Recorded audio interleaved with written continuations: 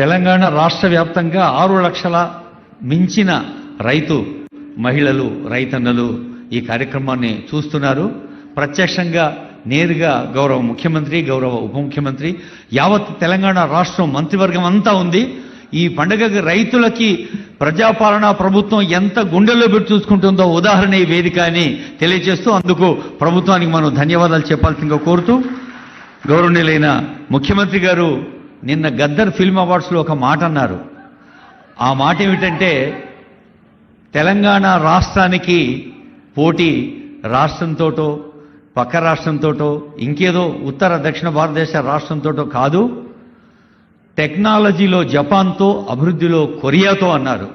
ఆ మాట విన్నాక with the permission of honourable CM, Obama అమెరికాలో ఒక పబ్లిక్ మీటింగ్లో అన్న మాట, టెక్నాలజీ నేర్చుకోవాలంటే కొరియా, జపాన్ వెళ్ళాలి, మోడర్న్ ట్రెండ్స్ ఇన్ సివిలైజేషన్, నూతన నాగరికత పోకడలు తెలుసుకోండి యూరోపియన్ కంట్రీస్కి వెళ్ళాలి, మానవ బంధాల గురించి తెలుసుకోవాలంటే భారతదేశానికి వెళ్ళాలి అన్నాడు. అలాగే రైతు బంధాలకి రైతు బాంధవ్య ప్రభుత్వంగా మరి ఈ పచ్చని పండుగ నిర్వహించేందుకు కారకులు ప్రేరకులైన ఆనరబుల్ సీఎం గారి సందేశం. సభాధ్యక్షులు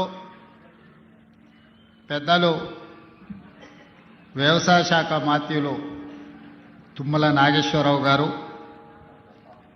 ఈ కార్యక్రమానికి నాతో పాటు ముఖ్య అతిథులుగా విచ్చేసిన మిత్రులు ఉప ముఖ్యమంత్రి వర్యులు బట్టి విక్రమార్క గారు,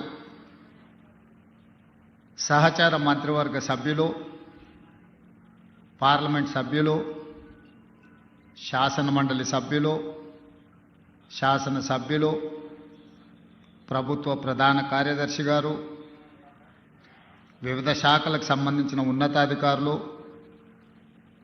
అగ్రికల్చర్ యూనివర్సిటీ వైస్ ఛాన్సలర్ అలాస్ దానే గారు, వ్యవసాయ శాఖ కమిషన్ చైర్పర్సన్ పెద్దలు కోదండ రెడ్డి గారు, అదేవిధంగా ప్లానింగ్ కమిషన్ వైస్ చైర్మన్ పెద్దలు ఈ అగ్రికల్చర్ యూనివర్సిటీ పూర్వపు విద్యార్థి డాక్టర్ జి చిన్నారెడ్డి గారు,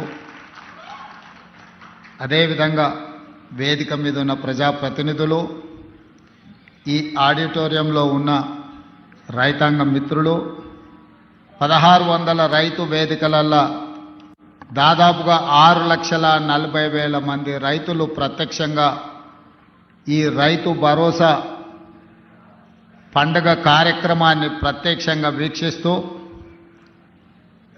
ఇందిరమ్మ రాజ్యంలో ప్రజాప్రభుత్వం రైతుని రాజుగా చేయడమే కాదు, వ్యవసాయాన్ని పండుగ చేయాలన్న ఉక్కు సంకల్పంతో చేస్తున్న ప్రయత్నాన్ని ఆశీర్వదించడానికి విచ్చేసిన రైతాంగ సోదరులందరికీ కూడా మనస్ఫూర్తిగా కృతజ్ఞతలు, ధన్యవాదాలు తెలియజేస్తున్నా.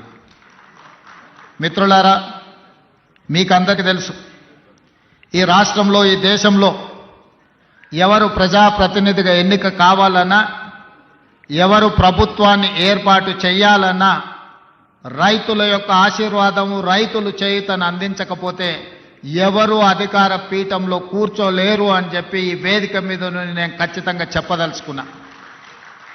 ఈనాడు ఎవరు ఎమ్మెల్యే అయినా, ఎమ్మెల్యే సంగతి పక్కన పెట్టండి, వార్డు మెంబర్ కావాలన్నా, సర్పంచ్ కావాలన్నా, ఎంపీటీసీ కావాలన్నా, జడ్పీటీసీ కావాలన్నా, జిల్లా పరిషత్తులు గెలవాలన్నా, శాసనసభలో ప్రాతినిధ్యం వహించాలన్నా, పార్లమెంటుకు వెళ్ళాలన్నా, ఏ రాష్ట్రానికి ముఖ్యమంత్రి కావాలన్నా రైతులు అండగా నిలబడాలి. ఆ రైతుల ఆశీర్వాదం ఉన్నప్పుడే మన కుర్చీ పదిలంగా ఉంటుంది అని బలంగా విశ్వసించే మీ సోదరుడు ఈరోజు ఈ వేదిక మీద నుంచి రైతులకు ఉద్దేశించి మాట్లాడుతున్నాడు. మిత్రులారా, ఈనాడు చాలామంది చాలా విషయాలు మాట్లాడుతున్నారు.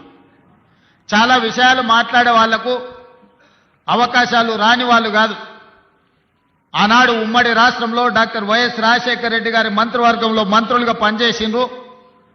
ఆ తర్వాత తెలంగాణ రాష్ట్రంలో 10 సంవత్సరాలు ప్రభుత్వాన్ని నడిపిన వాళ్ళే ఇవాళ 18 నెలలు తిరగక ముందే ఈ ప్రభుత్వాన్ని నిందిస్తూ, దూషిస్తూ వీధి నాటకాలతోని బయలుదేరారు. ఇవాళ తెలంగాణ రాష్ట్ర రైతాంగాన్ని నేను ఈ వేదిక మీద నుంచి విజ్ఞప్తి చేస్తున్నా.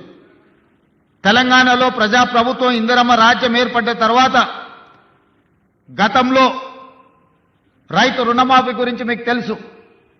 2014లో ₹1,00,000 రైతు రుణమాఫీ చేస్తా అని మాట ఇచ్చి అధికారంలోకి వచ్చిన తర్వాత 4 విడతలుగా నేను ఇస్తాను, ఇప్పుడు నా దగ్గర నిధులు లేవని ఆనాడు మాట్లాడాడు.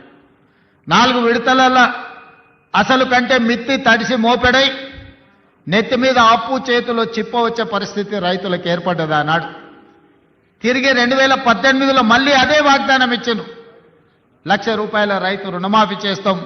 మొదటిసారి తప్పు జరిగింది, రెండవసారి తప్పు జరగకుండా మేము చూసుకుంటాం, ₹1,00,000 రైతు రుణమాఫీ చేస్తామని. 5 సంవత్సరాల తర్వాత వెనక్కి తిరిగి చూస్తే 11,500 రూపాయల రైతు రుణమాఫీ చేస్తే 8,500 కోట్ల రూపాయలు మిత్తికే సరిపోయినాయి. 3,000 చిల్లర మాత్రమే ఆనాడు రైతులకు రుణమాఫీ చేసింది.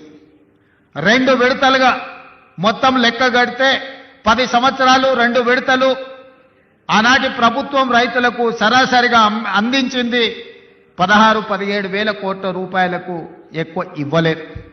కానీ మొదటి సంవత్సరంలోనే ప్రజాప్రభుత్వం మీ ఆశీర్వాదంతో వచ్చిన తర్వాత ఎన్నో ఇబ్బందులు ఉన్నా 10 సంవత్సరాలలో ఆనాడు వాళ్ళు చేసిన విధ్వంసం 100 సంవత్సరాలైనా కోలుకోలేని పరిస్థితికి తెలంగాణ రాష్ట్రాన్ని నెట్టేసింది.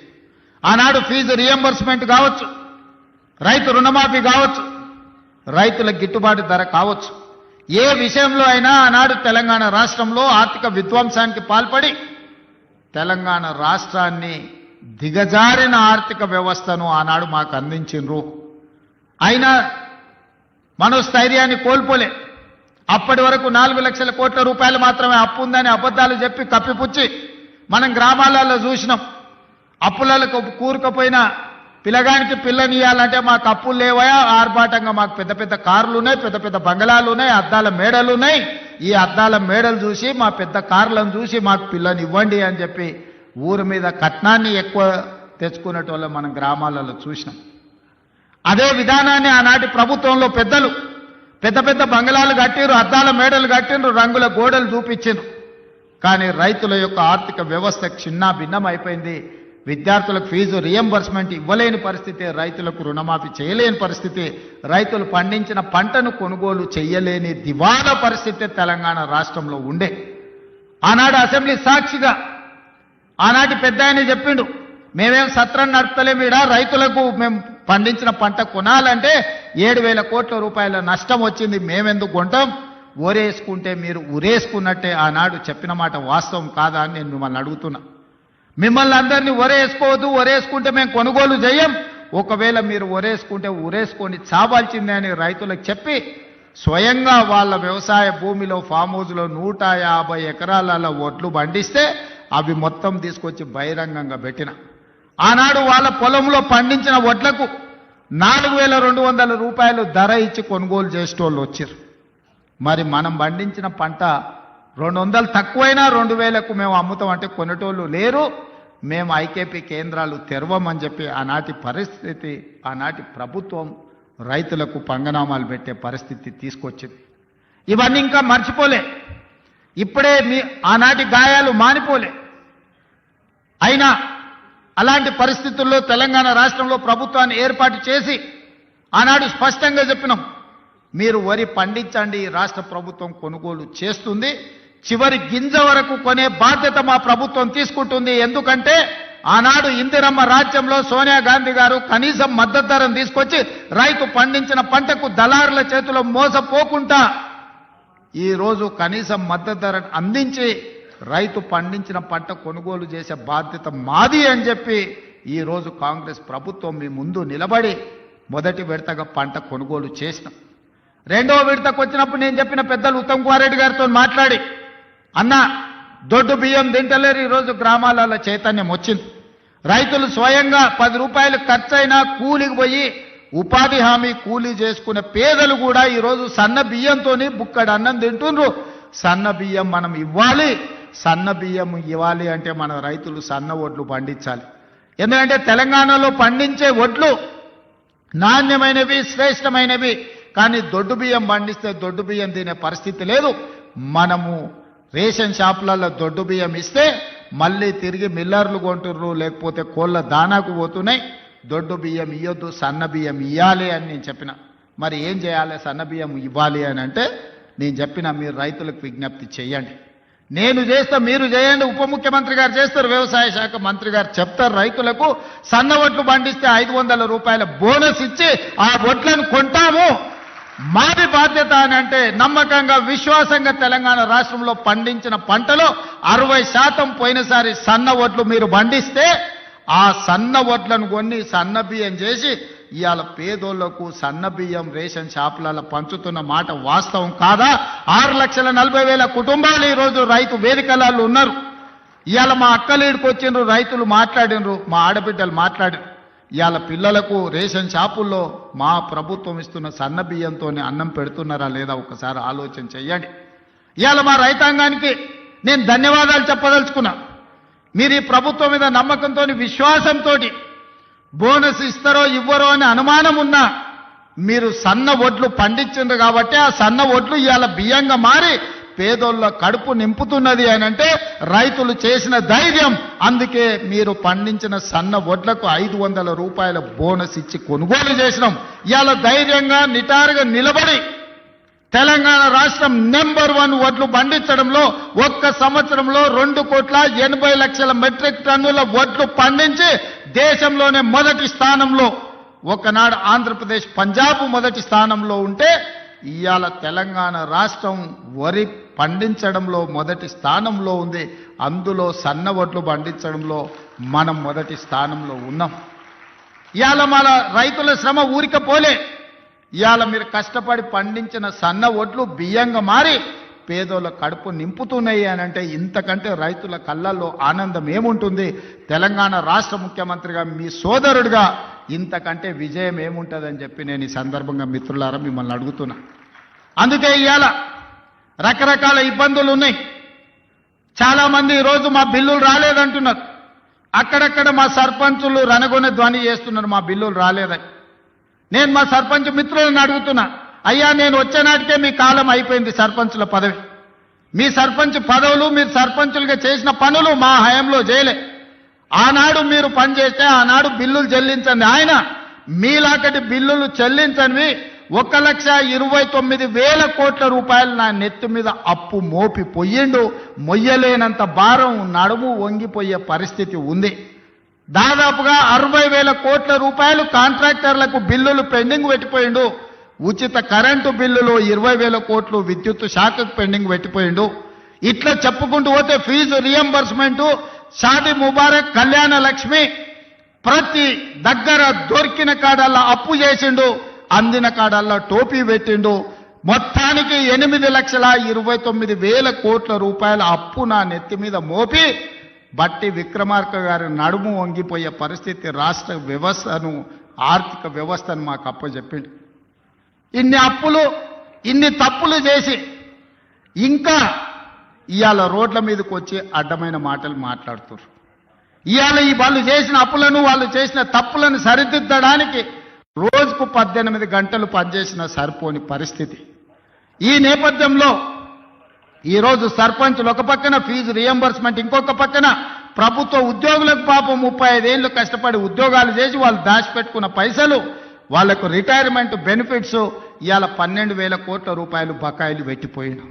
ఎవరైనా నమ్మకంగా ప్రభుత్వం దగ్గర పనిచేసి 35 సంవత్సరాల తర్వాత రిటైర్ అయిపోతే రిటైర్మెంట్ బెనిఫిట్స్ ఇవ్వాల్సిన పరిస్థితి ఈరోజు రాష్ట్ర ఆర్థిక వ్యవస్థ దెబ్బతిన్నది. ప్రభుత్వ ఉద్యోగస్తులకు, ఒకప్పుడు ప్రభుత్వ ఉద్యోగస్తులకు 1వ తారీఖు నాడు రిజర్వ్ బ్యాంకు నుంచి సరాసరి వాళ్ళ ఖాతాల్లోకి జీతాలు వెళ్ళేది. గత ప్రభుత్వంలో విడతల వారీగా ఇన్స్టాల్మెంట్లు జీతాలు ఇవ్వాల్సిన పరిస్థితి నుంచి 1వ తారీఖు నాడు జీతాలు ఇచ్చే పరిస్థితికి మనం తీసుకొచ్చినాం. ఒక్కొక్కటిగా సరిదిద్దుతున్నాం, ఒక్కొక్క వ్యవస్థను ప్రక్షాళన చేస్తున్నాం. ఈ రోజు ఉన్న కష్టాలకు ప్రభుత్వ ఉద్యోగులకు రిటైర్మెంట్ బెనిఫిట్స్ ఇవ్వాలంటే కష్టంగా ఉంది. విద్యార్థులకు, కాలేజీలకు ఫీజు రియంబర్స్మెంట్ ఇవ్వాలంటే కష్టంగా ఉన్నది. షాదీ ముబారక్, కళ్యాణ లక్ష్మిని అమలు చేయాలంటే కష్టంగా ఉన్నది. ఆ కష్టాలను ఎదుర్కొంటూనే, సరిదిద్దుకుంటూనే ఈనాడు ఈ రైతుల కోసం 9 రోజుల్లో దాదాపుగా 9,000 కోట్ల రూపాయలు ఇవ్వాలి. అగ్రికల్చర్ యూనివర్సిటీలో మీతో కలిసి ఈ రైతులకు వ్యవసాయం దండగ కాదు, వ్యవసాయం పండుగ చెయ్యాలి. వ్యవసాయం అంటే 10 మందికి సాయం చేసే వృత్తి. వాళ్ళు కష్టాలలో ఉండి వాళ్ళు కాలిపోతున్న 10 మంది కడుపు నింపాలని ఏ రైతాంగం కష్టపడుతుందో ఆ రైతాంగానికి రైతు భరోసా పథకం ద్వారా ఈనాడు ప్రారంభించి 9 రోజులు తిరిగే లోపల దాదాపుగా 9,000 కోట్ల రూపాయలు 1,49,00,000 ఎకరాలకు 70,11,984 మంది రైతులకు రైతు భరోసా పథకం కింద నగదు బదిలీ చేయడానికి ఈరోజు ఇక్కడికి వచ్చిన మిత్రులారా, ఇన్ని కష్టాలున్నా ఇన్ని నష్టాలు రాష్ట్ర ప్రభుత్వానికి ఉన్నా రైతాంగాన్ని ఆదుకోవాలి. రైతు బాగుంటే రాజ్యం బాగుంటుంది. ఇవాళ రైతు చేతుల నగదు ఉంటే అప్పులోల చేతుల బలి కాకుంటాడు. అప్పులకు మిత్తీలకు ఇవాళ వెళ్ళి రైతు బలి కాకూడదన్న ఏకైక లక్ష్యంతోనే ఈరోజు ఈ కార్యక్రమాన్ని తీసుకుని ఇప్పటి వరకు దాదాపుగా రైతు రుణమాఫీ కావచ్చు, లేకపోతే రైతు భరోసా కావచ్చు, అదేవిధంగా వ్యవసాయానికి ఉచిత విద్యుత్తు కావచ్చు, అదేవిధంగా రైతులు పండించిన పంట కొనుగోళ్లు, దాంతోపాటు బోనస్ కావచ్చు, అదేవిధంగా రైతు బీమా కావచ్చు.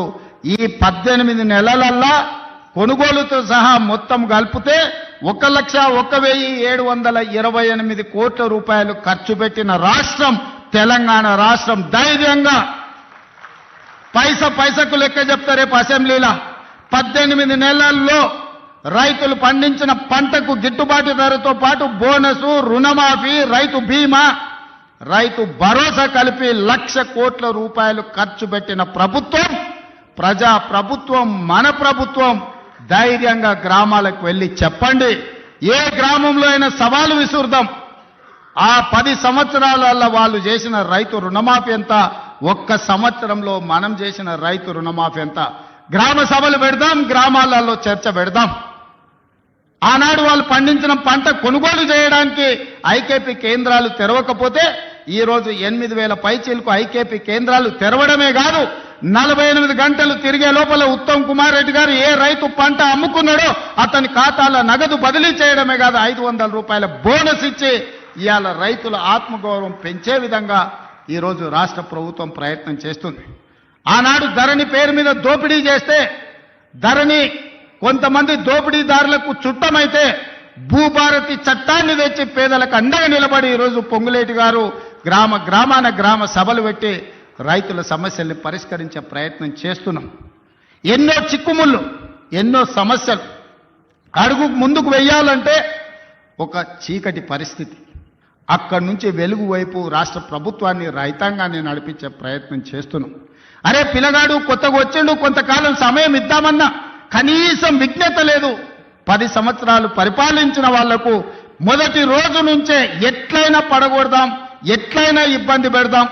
విద్యార్థులు చచ్చిపోతే సంతోషంతో నృత్యాలు చేస్తారు, రైతులు చచ్చిపోతే సంతోషంతో వాళ్ళు ఇవాళ చేస్తున్నారు. ఎక్కడైనా బస్సు కింద పడేవారని చచ్చిపోతే వాళ్ళకు ఆనందమే. ఎక్కడైనా ఆహార కలుషితమైపోయి విద్యార్థులు చచ్చిపోతే వాళ్ళకు ఆనందమే. ఎక్కడైనా రైతు ఆత్మహత్య చేసుకుంటే వాళ్ళకి ఆనందమే. ఎందుకంటే వీళ్ళ చావుల పునాదుల మీద అధికారం అల్కగా ఎక్కువచ్చన్న ఆలోచన, దుర్మార్గమైన దురాలోచనతోటి ఈరోజు ప్రతిపక్ష పార్టీ పనిచేస్తున్నది. అరే కొంతకాలమైన సమయం ఇయ్యరా, సరిదిద్దుకోవడానికి అవకాశం ఉండదా? 5 ఏళ్ల కోసం ఎన్నికైన ఈ ప్రభుత్వం ప్రజల కోసమే పనిచేస్తుంది కదా. ప్రతినిత్యం మీ మధ్యలోనే ఉన్నాం కదా. ఎక్కడైనా ఫామ్ హౌస్లో పండుకున్నామా, ఎక్కడైనా దాచుకున్నామా? లేం కదా, మీ మధ్యలోనే ఉన్నా కదా. ఎవరు వచ్చినా కలుస్తున్నాం కదా. నేను కానీ మా మంత్రులు కానీ ఏ ఒక్క రోజైనా ఈ రైతాంగాన్ని కలవకుండా, మా ఎమ్మెల్యేలు గ్రామాలు తిరగకుండా ఎక్కడైనా ఉన్నారా ఈ 18 నెలల? గతంలో ఎప్పుడైనా ముఖ్యమంత్రి ఎన్నిసార్లు కనిపించిండో లెక్కలు తీయండి. ఎన్నిసార్లు సచివాలయానికి వచ్చిండో మీరు చూడండి. ఈనాటి పరిపాలన చూడండి. అంతెందుకు, టెలిఫోన్ ట్యాపింగ్ గురించి మీకు తెలుసు కదా. భార్యాభర్తలు మాట్లాడుకుంటే కూడా ఫోన్ లేని పరిస్థితి ఆయనలో ఉండే. ఇవాళ మమ్మల్ని బహిరంగకు వచ్చి ఏమన్నా దూషించినా ఫోన్లలో మాట్లాడుకున్నా. మీకు అందరికీ స్వేచ్ఛగా లేరా? ఫోన్లలో భయపడుతారు ఇప్పుడు మాట్లాడానికి. గతంలో ఎట్లుండే, ఇవాళ ఎట్లుంది? ఈ స్వేచ్ఛ 4 కోట్ల తెలంగాణ ప్రజలకు వచ్చిందా, రాలేదా? తెలంగాణ ప్రజలు కోరుకున్నది స్వేచ్ఛ కదా, సామాజిక న్యాయం కదా, సమాన అవకాశాలు కదా. ఈనాడు కులగణన కావచ్చు, లేకపోతే ఎస్సీ వర్గీకరణ కావచ్చు, ఇవాళ మంత్రివర్గంలో 4 దళితులు, ఒక స్పీకర్, 5 మంది ఉన్నారు. ఆ ఒక ఏకలింగం ఉండే, ఆ ఏకలింగం ఉండే ఆ ప్రభుత్వంలో. ఇవాళ ఈ వేదిక మీద 5 మంది ఉన్నారు, 4 మంత్రులు, ఒక స్పీకర్, దళిత సామాజిక వర్గం నుంచి ఇవాళ ఈ వేదిక మీద కూర్చున్నారంటే సామాజిక న్యాయం అనేది కాంగ్రెస్ పార్టీతోనే సాధ్యమవుతుంది. సమాన అవకాశాలు ఈ ప్రభుత్వంలోనే ఉంటాయి. 60,000 ఉద్యోగాలు ఇచ్చింది మన పార్టీ, మన ప్రభుత్వం సంవత్సరం తిరిగే లోపల. నేను ఛాలెంజ్ చేస్తున్న, భారతదేశంలో స్వతంత్రం వచ్చినప్పటి నుంచి ఏ రాష్ట్ర ప్రభుత్వమైనా, ఉమ్మడి రాష్ట్రంలో కూడా, ఆనాడు ఆంధ్రప్రదేశ్లో కూడా ఒక్క సంవత్సరంలో 60,000 ఉద్యోగాలు ఇచ్చిన చరిత్ర లేదు. మన ప్రభుత్వం 60,000 ఉద్యోగాలు ఇవాళ ఇచ్చింది. శాఖల వారిగా నేను లెక్క చెప్తా. ఒకప్పుడు ఉద్యోగాల కోసం తెలంగాణ ఉద్యమమే వచ్చింది. ఒకప్పుడు నోటిఫికేషన్ల కోసం లక్షలాది మంది విద్యార్థులు రోడ్ల మీదకి వచ్చింది. కానీ మన ప్రభుత్వం వచ్చిన తర్వాత అన్నా నోటిఫికేషన్లు ఎక్కువైతే కొంచెం ఆలస్యం, అన్ని చదువుకోవాలంటే కష్టమవుతుందా, అశోక్ నగర్లో ధర్నాలు చేసిరు. ఆనాటికి ఈనాటికి ఉన్న తేడాను మీరు గమనించండి. ఆ పిల్లల భవిష్యత్తు కోసమే ఈ ప్రభుత్వం ఉంది. మీరే ఈ దేశ, ఈ రాష్ట్ర భవిష్యత్తు మీకోసమే ఈ ప్రభుత్వం పనిచేస్తుంది. మీ భవిష్యత్తును తీర్చిదిద్దాలన్నదే మా ఆలోచన. మాకేముంటుంది, మేము అన్ని సాధించినాం, మాకు రావాల్సిన అవకాశాలన్నీ మాకు వచ్చినాయి. ఇంకా మేము కొత్తగా సాధించేది ఏం లేదు. మాకు ఆనందాన్ని ఇచ్చేదే మీ భవిష్యత్తు.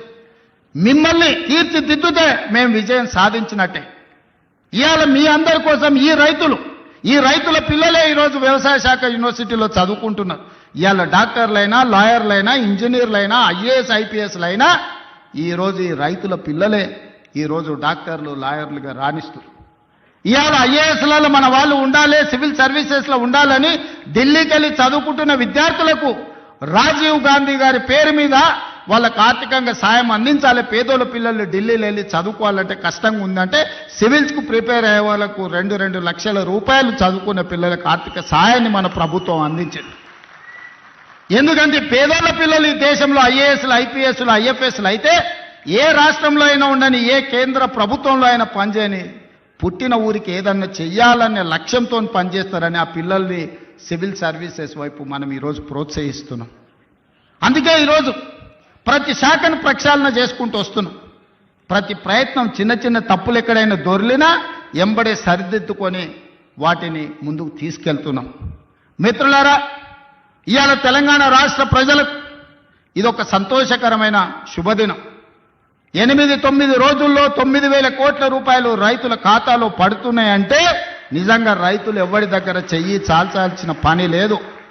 ఏ పెట్టుబడికైనా, ఇంతకుముందే పెద్ద ఆయన వచ్చి చెప్పిపోయిండు, సార్ ఉత్త ఒట్లే కాదు, కూరగాయలు పండిస్తే లాభం ఉంది, మొక్క పండిస్తే లాభం ఉంది, ఆలుగడ్డలు పండిస్తే లాభం ఉంది, నేను పెట్టుబడి పెట్టిన దానికంటే నాకు అధికంగా లాభం వచ్చింది, డ్రిప్ ఇవ్వాలని పెద్ద ఆయన వచ్చి చెప్పిపోయిండు. దాని నుంచి మనం నేర్చుకోవాల్సిన అవసరం ఉంది. ఒకప్పుడు డ్రిప్, స్ప్రింక్లర్స్, వ్యవసాయ పనిముట్లు ఆనాడు ఉచితంగా, లేకపోతే 90% సబ్సిడీతో కాంగ్రెస్ ప్రభుత్వం ఇచ్చింది. ఇవాళ అవన్నీ మాయమైపోయినాయి. అందుకే మళ్ళీ వ్యవసాయ శాఖ మంత్రి గారికి నేను సూచన చేస్తున్నా, వ్యవసాయ పనిముట్లను రైతులకు అందించి మంచి పంటలు పండించడానికి అవసరమైన కమర్షియల్ క్రాప్స్ను ప్రోత్సహించాల్సిన అవసరం ఉంది. ఎందుకంటే వ్యవసాయం లాభసాటిగా కావాలి. వ్యవసాయం వ్యవసాయ కుటుంబాలకు, కుటుంబంలో 4 ఉంటే ఒకరు కుటుంబాన్ని చూసుకోవాలి, ఒకరు వ్యవసాయం చూడాలి, ఒకరు ఉద్యోగం చేయాలి, ఇంకొకరు వ్యాపారం చేయాలి. అప్పుడే ఆ కుటుంబం ఆర్థికంగా నిలబడుతుంది. అప్పుడే రాష్ట్రం అభివృద్ధి పదం వైపు నడుస్తుంది. రాబోయే 10 సంవత్సరాలలో తెలంగాణ ఎకానమీని $1 ట్రిలియన్ ఎకానమీ చేయాలంటే వ్యవసాయం లాభసాటిగా మారాలి. రైతుల పెట్టుబడికి 2 లాభం వచ్చినప్పుడే తెలంగాణ రాష్ట్ర ఆర్థిక వ్యవస్థ అభివృద్ధి పదం వైపు నడుస్తుంది. మరి తెలంగాణ రాష్ట్ర ఆర్థిక వ్యవస్థ అభివృద్ధి పదం వైపు నడపాలంటే పరిశ్రమలు పెట్టే వాళ్ళకు సబ్సిడీలు ఇవ్వడమే కాదు, పరిశ్రమలు పెట్టే వాళ్ళకు భూములు ఇవ్వడమే కాదు, వ్యవసాయం చేసుకుంటున్న పేద రైతులకు కూడా సబ్సిడీలు ఇవ్వాల్సిన అవసరం ఉంది, ఇన్సెంటివ్లు ఇవ్వాల్సిన అవసరం ఉంది, టెక్నాలజీని బదిలీ చేయాల్సిన అవసరం ఉంది, సాంకేతిక నైపుణ్యాన్ని నేర్పాల్సిన అవసరం ఉంది. ఈరోజు టెక్నాలజీలో AI టెక్నాలజీ వచ్చింది. రైతుకు తెలీదు పాపం, 2 ఎకరాలలో ఒడ్లు పండిస్తే మొత్తానికి యూరియా చల్లుతాడు. కానీ ఎక్కడ సమస్య ఉందో అక్కడనే చల్లగలిగిన సాంకేతిక నైపుణ్యాన్ని తెస్తే ఎరువుల బాధ తప్పుతుంది, కలుషితమైన ఆహారం తగ్గుతుంది, భూమి సారవంతమైన నేలగా ఉంటుంది. ఇట్లాంటి సాంకేతిక నైపుణ్యాన్ని కూడా ఈరోజు వ్యవసాయ శాఖ నేర్చుకోవాల్సిన అవసరం ఉంది, రైతులకు నేర్పాల్సిన అవసరం ఉంది. అదేవిధంగా ఈరోజు వ్యవసాయ పంపు సెట్లు సంవత్సరానికి దాదాపుగా 17,000 కోట్ల రూపాయలు ఉచిత విద్యుత్తుకి ఈరోజు మనం ఖర్చు పెడుతున్నాం. ఇవాళ అదే సోలార్కి మనం మారిపోతే సోలార్తోని మీ వ్యవసాయం ఉచితమే కాదు, మీరు సోలార్ విద్యుత్తు ద్వారా నెలకు 2,000 3,000 మా ఆడబిడ్డలకు ఆదాయం వచ్చేటట్టు విద్యుత్ శాఖకు సంబంధించి ఉప ముఖ్యమంత్రి గారు ప్రణాళికలు చేస్తే రైతులు సిద్ధంగా ఉన్నారు. దానికి అవసరమైన పెట్టుబడి మనం పెడదాం. కొన్ని వేల కోట్ల రూపాయలు ఒకసారి పెట్టుబడి పెట్టినా 25 సంవత్సరాలు ఈ రైతులకు లాభసాటిగా ఉంటుంది. వాళ్ళు వాడుకునేది వాడుకోగా మిగిలిన విద్యుత్తును మీకు అమ్ముతారు. ఈరోజు మా రైతులు అదాని అంబానీలతో పోటీ పడే విధంగా తీర్చిదిద్ది సోలార్ విద్యుత్ ఉత్పత్తిలో అదానీలతో పోటీ పడే విధంగా మా రైతుల్ని ఇంటికాడ కూర్చున్న వాళ్ళకే ఆదాయం వచ్చే విధంగా ప్రణాళికలు చేయాలి. ఈ వేదిక మీద నుంచి ఎనర్జీ డిపార్ట్మెంట్కు అదేవిధంగా సంబంధిత శాఖ మంత్రి గారికి నా సూచన, మీరు ప్రణాళికలు సిద్ధం చేయండి. రైతులను చైతన్యం చేద్దాం, రైతులకు అవగాహన కల్పిద్దాం. ముందు మంది ఆడబిడ్డలు చదువుకొని విజ్ఞతతో మాట్లాడిన ఆ పెద్ద ఆయన మాట్లాడుతుంటే ఆయన ఉపయోగించిన ఇంగ్లీష్ భాష కావచ్చు, పదాలు కావచ్చు, అవగాహన కావచ్చు, అనుభవం కావచ్చు, ఆ పిల్లలే కాదు వేదిక మీద ఉన్న మంత్రులు కూడా నేర్చుకోవాలి. విషయాన్ని ఏ విధంగా సూటిగా శుద్ధి లేకుండా ఎట్లా చెప్పొచ్చో, అవగాహన ఎట్లా కల్పించో ఆ పెద్ద మనిషిని మనం చూసి నేర్చుకోవచ్చు. అందుకే ఇవాళ అలాంటి వాళ్ళని నేను కలెక్టర్లకు ఆదేశాలు ఇస్తున్నా. వ్యవసాయం మీద అవగాహన ఉండి 10 మందికి నేర్పాలన్న పెద్ద మనుషులను గ్రామాలు తిప్పండి. రైతు వేదికలలో సమావేశాలు పెట్టండి. వాళ్ళ చేత అవగాహన కల్పించండి. అవసరమైతే వాళ్ళకి ఆహారూర్యం ఇవ్వండి. రోజుకో 1000 రూపాయలు ఇవ్వండి. వాళ్ళ అవగాహనతోని మహిళలకు మొదటి ప్రాధాన్యత ఇవ్వాలి కదా, ఎందుకంటే వ్యవసాయాన్ని ఇల్లును బాగా చూసుకునేది మహిళలు, మా అమ్మలు. అందుకే చెట్టుపల్లి ఎల్లమ్మను రావాల్సిందిగా మాట్లాడాల్సిందిగా కోరుతున్నాం. వారు వస్తే చెట్టుపల్లి ఎల్లమ్మ, చింతపల్లి మండల్ రైతు వేదిక నుంచి వారిని కనెక్ట్ చేయండి. చింతపల్లి మండల్ చెట్టిపల్లి ఎల్లమ్మ, నల్గొండ జిల్లా దేవరకొండ అసెంబ్లీ కాన్స్టిట్యున్సీ. పక్కల నుంచి మంత్రి గారు చెప్తున్నారు. నావల్పల్లి రైతు వేదిక దగ్గర ఉన్నారు. చెట్టుపల్లి ఎల్లమ్మను మాట్లాడాల్సిందిగా సూచన చేస్తున్నా. ఏమెల్లమ్మ నమస్కారం, బాగున్నావా? బాగున్నా సార్. రైతులందరికీ నా యొక్క నమస్కారాలు. అందరికి వినిపించేటట్టు చెప్పు. 6,40,000 మందికి వినిపించాలి నువ్వు మాట్లాడేది. అందరికీ నమస్కారాలు. రైతులందరికీ, సీఎం సార్కి అందరికీ నమస్కారాలు. నా పేరు పిక్కెన్ రాణమ్మ. మా ఊరు నచ్చల్లపల్లి, చింతపల్లి మండల్, నల్గొండ జిల్లా. 4 ఎకరాలు ఉంది నాకు. వ్యవసాయం చేసిన పోయిన ఆనకాలాన సన్నొడ్లు పెట్టిన 8 ఫుట్లు అయినాయి, 8 డబ్బాలు అయినాయి సార్. సన్నొడ్లు వేస్తే రైతు అది బోనస్ పడ్డా సార్. బోనస్ రైతు రుణమాఫీ 1,80,000 మాఫీ అయింది. మళ్ళా ఎమ్మెల్యే సార్ ఎమ్మటే నాకు రుణం తీసుకోవచ్చు అని మాకు ధైర్యం ఇచ్చారు. మళ్ళా రుణం తీసుకున్నాం. మా కుటుంబానికి మంచిగా ఉన్నాం. మేము కొన్ని బాధలు కూడా తీర్చుకున్నాము. మాకు రుణమాఫీ అయింది. మేము మంచిగా ఉన్నాం. మా సార్ ఎప్పుడైనా ఇట్లే మాకు అన్ని కలిపియాలని మేము కోరుతున్నాం. ఎలమ్మా, ఎంత బోనస్ పైసలు ఎన్ని వచ్చినాయి? ఎన్ని క్వింటాలు పండించిన ఒడ్లు? 15,000. 15,000 బోనస్ వచ్చిందా? వచ్చింది సార్. మరి రైతు భరోసా కంటే కూడా ఎక్కువ వచ్చినది నీకు బోనస్. రైతు భరోసా 3 ఎకరాలు ఉంది సారు. 17,100 రూపాయలు వచ్చినాయి సార్. అది వచ్చింది. బోనస్ 15,000 వచ్చింది. 15,000 వచ్చినాయి సార్. 30,000 వచ్చింది. రుణమాఫీ కూడా అయింది సార్. మళ్ళా కూడా తీసుకున్నాం. ఎంతమంది పిల్లలు ఎల్లమ్మ నీకు? 2 బిడ్డలు సార్.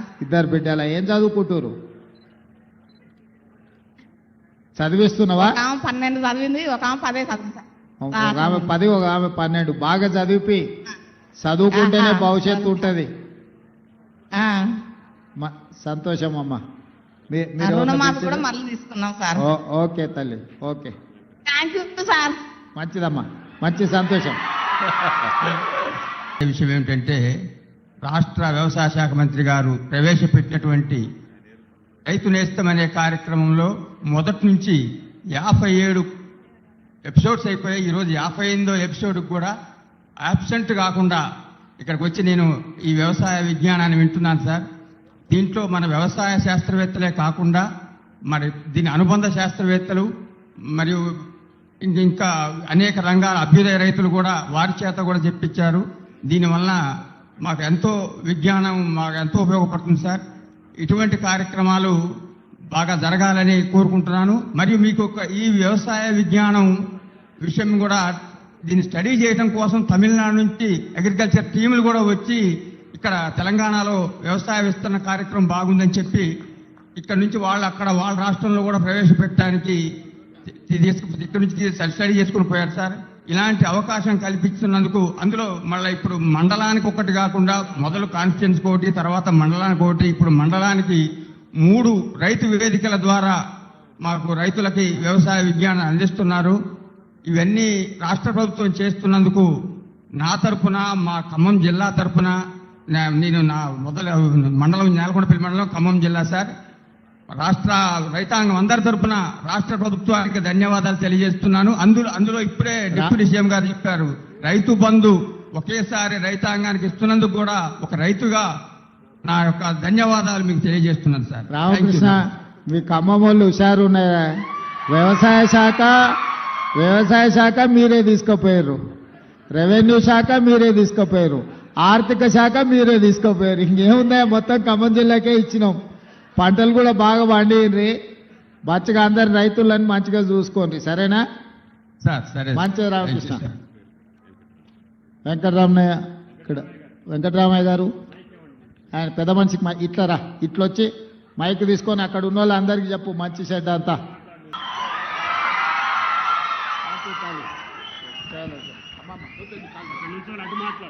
అట్లా నించొని మాట్లాడు.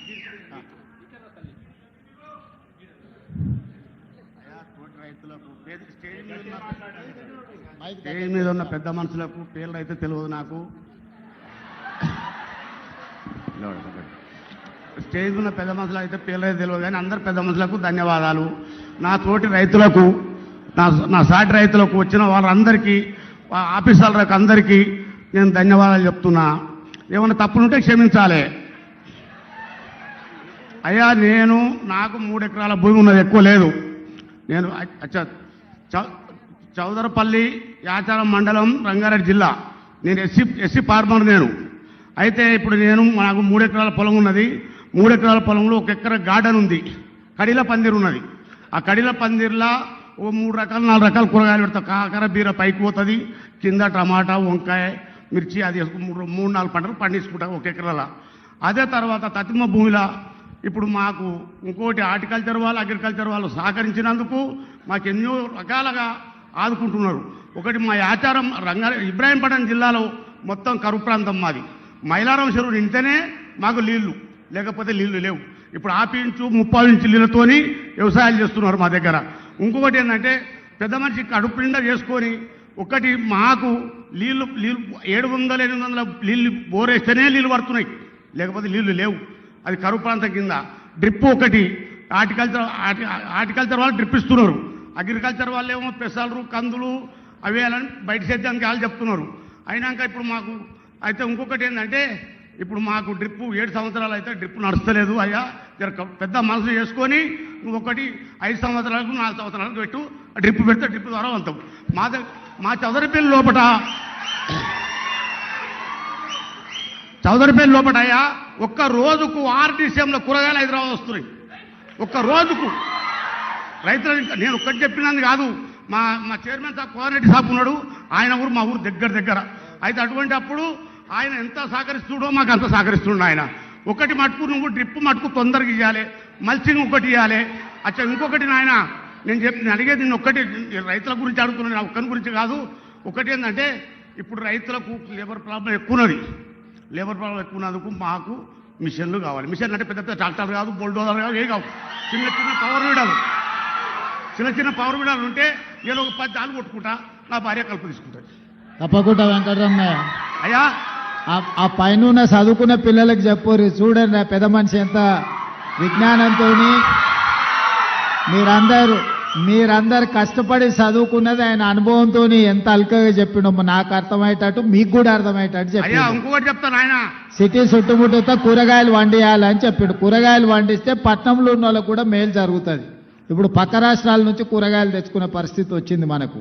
ఒకప్పుడు రంగారెడ్డి జిల్లాలో బసెక్తి అయత్నగర్ నుంచి పాలకూర, మెంతం కూర, టమాటాలు, వంకాయలు, బెండకాయలు అన్ని కూరగాయలు వేసుకొని పొద్దున్నే పాల క్యాన్లు వేసుకొని వచ్చేటోళ్ళు. ఇప్పుడు ఎవరు పాల క్యాన్లు కానీ కూరగాయలు కానీ ఏం వస్తలేవు. అన్ని రియల్ ఎస్టేట్ లేఅవుట్లు ప్లాట్లు అయినాయి. మళ్ళా మన చుట్టుముట్టుత సిటీ చుట్టుముట్టుత కూరగాయలు పండించినప్పుడే లాభసాటి వ్యవసాయం అవుతుంది. ఈ సిటీ చుట్టుముట్టుత మంచి ద్రాక్ష తోటలు కానీ మంచి పండ్ల తోటలు పెట్టుకుని కూరగాయలు పెట్టుకుని 100% పెద్ద మనిషి చెప్పినట్టు ప్రభుత్వం మిమ్మల్ని ఆదుకుంటుంది. మిమ్మల్ని మంచిగా ముందుకు నడిపించేటట్టు అందరూ వడ్లే వండిస్తే కూడా తినేటోళ్ళు కష్టం అవుతుంది. మిగతా పంటలు కూడా వండి మనం తినడానికి ఏమేమి అవసరమో ఇవాళ కందిపప్పు కానీ పెసరపప్పు కానీ పల్లీలు కానీ లేకపోతే ఈరోజు మొక్కజొన్నలు కానీ ఇవన్నీ మంచి ధరలు వచ్చే పంటలు. ఇవాళ రేపు మిల్లెట్స్ అని డైట్ అని ఎక్కడెక్కడి నుంచో తెచ్చుకుంటారు. వెనకడికే మన తాతలు ముత్తాతలు మిల్లెట్స్ అని వండించారా. కందులు పెసర్లు అంటే మిల్లెట్సే కదా. ఇప్పుడు అవి చిన్నగా వదిలి మీ అగ్రికల్చర్ యూనివర్సిటీ వాళ్ళు అందరూ వీళ్ళకు గ్రామాలకు వెళ్ళి రైతులకు అందరికీ మీ చదువుకున్న విజ్ఞానం అంతా వాళ్ళకు నేర్పిస్తే మళ్ళీ వ్యవసాయం మంచిగా చేయొచ్చు. వ్యవసాయం లాభసాటిగా ఉంటుంది, మనకు ఉపయోగకరంగా కూడా ఉంటుంది. పెద్ద మనిషి తప్పకుండా నువ్వు చెప్పింది వ్యవసాయ శాఖ మంత్రి గారు పరిగణలోకి తీసుకుంటారు. దానికి సంబంధించిన అన్ని చర్యలు చేపడుతుంది ప్రభుత్వం. అయ్యా ఇంకొకటి నాయన, నేను ఆలుగడ్డ వండించిన ఆలుగడ్డ వండించి 1 ఎకరకు తక్కువ ఉంటుంది భూమి. ఆలుగడ్డ పెట్టినా, ఆలుగడ్డ పెట్టి 40,000 పెట్టుబడి వచ్చింది, 1 లక్ష రూపాయలు వచ్చింది. ఓ లాభం. అయినాక అగ్రికల్చర్ వచ్చి మక్క పెట్టుకున్నాను. ఆలుగడ్డ తీసిన తర్వాత మక్క పెట్టినా. మక్క పెడితే 25 క్వింటాలు వెళ్ళింది, 2300 క్వింటాలు అమ్మిన. ఓ మంచుకున్నది. అయినా ఆ చదువుకున్న పిల్లలకు చెప్పు, వాళ్ళకి నేర్పు, తీసుకుపోయి బాయికాడ చూపి జర పొలం తిప్పాలి అందరు. ఆయన నాకు కొలువు లేదు, వాళ్ళుండి మనకంటే ఎక్కువ చదువుకున్నాం అనుకుంటారు. తీసుకుపోయి నీ అనుభవం చెప్పాలి. మాకు కొలువు లేదు. మా ఇద్దరు భార్యాభర్తలను చేసుకొని 3 బిడ్డల పెళ్లి చేసినా, కొడుకు పెళ్లి చేసినా నేను. మంచి సంతోషం, మంచిది. బాగా చేసినావు, ఇంకా బాగా చేయి. ఆదర్శ రైతుగా రా. అయ్యా అయ్యా ఒక్కటి ఏం లేదు.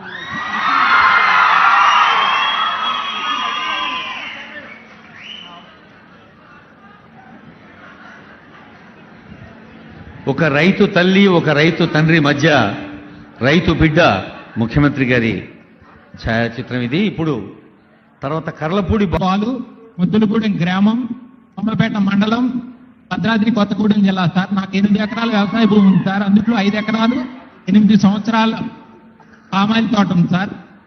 సరాసరిన 12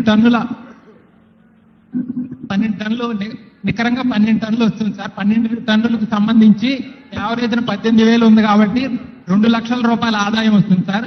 ఆ 2 లక్షల ఆదాయంలో 50,000 ఖర్చులు పోను, సరాసరి 1,50,000 రూపాయలు ఆదాయం, నికర ఆదాయం వస్తుంది సార్.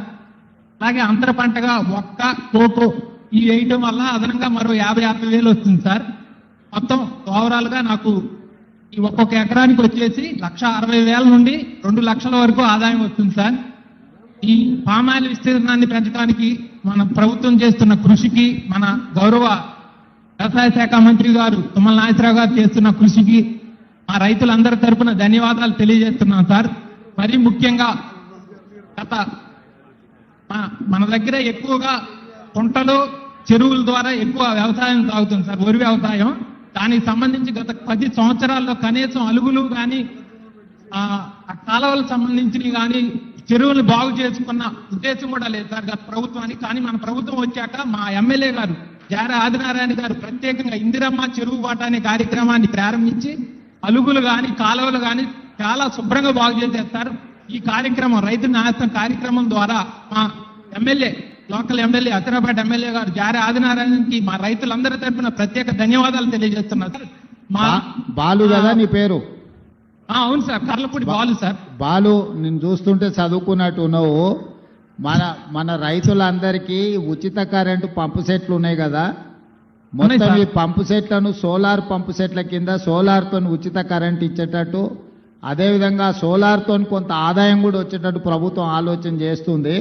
ఇది రైతులందరూ కూడా మీలాంటి వాళ్ళ అవగాహన కల్పిస్తే మనకు చాలా ప్రయోజనము ఉంటుంది. భవిష్యత్తులో ప్రభుత్వం తీసుకొచ్చే కార్యక్రమాలను రైతులకు చేరవేసేటట్టు చూడండి. సోలార్ పంపు సెట్లు, సోలార్తోనే వ్యవసాయ పంపులు, మోటార్లు నడిచేటట్టు చేసుకుంటే మనకు చాలా ప్రయోజనం ఉంటుంది. అదేవిధంగా మీ దగ్గర మిర్చి, ఈ కాటన్ ఎక్కువ ఉంటుంది, ఆ రైతులకు కూడా ఇబ్బంది జరగకుండా దాని మీద కూడా కొంచెం అవగాహన కల్పించండి రైతులకు. సార్ మా రైతులందరి తరపున ఒక విన్నమం సార్, మీరు తప్పకుండా ఆచారావుపేట అప్పారావుపేట పామాయిల్ ఫ్యాక్టరీని త్వరలోనే విజిట్ చేయాలని కోరుకుంటున్నాం సార్. తప్పకుండా పామాయిల్ మీరే నెంబర్ 1 ఉన్నారు కదా మీ సార్. మొత్తం పామాయిల్ కన్నీ సబ్సిడీలు అన్ని మీ ఊరికే గుచ్చుకపోతుండు. తప్పకుండా Balu. Okay, thank you sir. Thank you. Right. Ajmeera Dwali గారు, అజ్మీరా ద్వాలి, వైఫ్ ఆఫ్ కిమియా, మహబూబాబాద్ రైతు వేదిక నుంచి. ద్వాలి. మాట్లాడుతున్నా సార్, నేను చెప్తాలే. నాకు మిర్చి పండింది 1,65,000 ఆపేయింది సార్. ఆ, 1,60,000 ఆపేయింది సార్. 1,80,000 అయిందా? నేను మిర్చి పండిస్తున్నా సార్. 1,80,000 అయినా రుణమాఫీ? రుణమాఫీ అయింది సార్. ఓకే, సంతోషం. 1,60,000 అయింది సార్. 65,000 పైసలు ఇచ్చిన బట్టి సార్ గారికి ఒకసారి నమస్కారం చెప్పు. అట్లాగా తల్లి, నమస్కారం. పైసలు ఇచ్చిన బట్టి సార్కి ఒకసారి నమస్కారం చెప్పు, లేకపోతే నా మీద కోపం అవుతాడు మళ్ళా. పైసలు ఇచ్చింది నేనైతే నమస్కారం నీకు చెప్తుంది అక్కేందని. సంతోషం తల్లి, సంతోషం. ఓకే, మిర్చి తోట వేస్తాము సార్, మేము హ్యాపీగా ఉన్నాం సార్. మంచిది. అంతా హ్యాపీగా ఉన్నాం. Okay, okay, right. ధన్యవాదాలు సార్. ఓకే అమ్మా, సంతోషం.